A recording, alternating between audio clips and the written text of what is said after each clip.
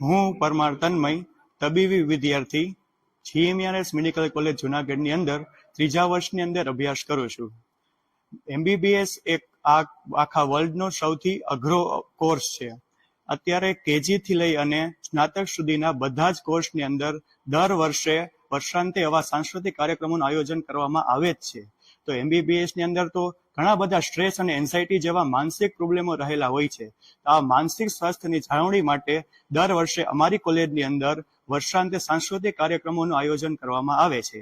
ગત વર્ષે જૂન મહિનાની અંદર પણ આ કાર્યક્રમનું આયોજન કરવામાં આવેલ હતું, પરંતુ તે કાર્યક્રમમાં વાવાઝોડા અને વરસાદના કારણે તે કાર્યક્રમ ત્યારે મોકૂફ રાખવામાં આવેલો હતો.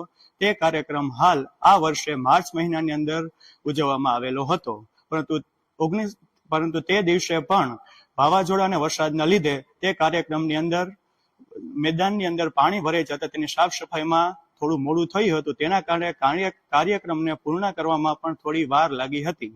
આ કાર્યક્રમની અંદર અવાજ મર્યાદા એકદમ સીમિત રાખવામાં આવી હતી અને હોસ્પિટલ, અમે લોકો તબીબી વિદ્યાર્થીઓ છીએ, તો આ બાબતને ધ્યાનમાં લઈ અને હોસ્પિટલની અંદર દર્દીઓને તેમજ તેમના સગા વહાલાઓને કોઈ પણ જાતની કઈ અડચણ કે મુશ્કેલી ન પડે તે બાબતનું અમે પહેલેથી જ ખાસ ધ્યાન રાખવામાં આવેલું હતું અને સાઉન્ડ સિસ્ટમનો અવાજ પણ સાવ ઓછો રાખવામાં આવેલો હતો.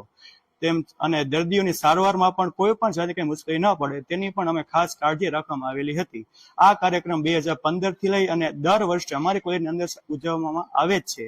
આ સાંસ્કૃતિક કાર્યક્રમમાં માત્ર ડીજે જ નહીં, પરંતુ મહેંદી, રંગોળી, ચિત્રકામ સ્પર્ધા, લીંબુ ચમચી, કોથળા દોડ, ત્રિપગી રેસ તેમજ નૃત્ય જેવા અનેક સાંસ્કૃતિક કાર્યક્રમો રાખવામાં આવેલા હતા.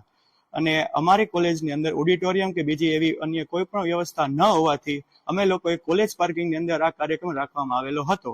અને હવેથી ભવિષ્યની અંદર પણ આવા કાર્યક્રમોમાં કોઈ પણ નિયત સમય જ પૂર્ણ થશે અને કોઈ પણ મુશ્કેલી ન પડે તેનું અમે લોકો ખાસ ધ્યાન રાખીશું. ગુજરાતભરના તાજા સમાચાર મેળવવા માટે અમારી ગુજરાત નેશનલ ટીવી ન્યૂઝને સબસ્ક્રાઇબ કરો, બેલ આઇકોન પર ક્લિક કરો.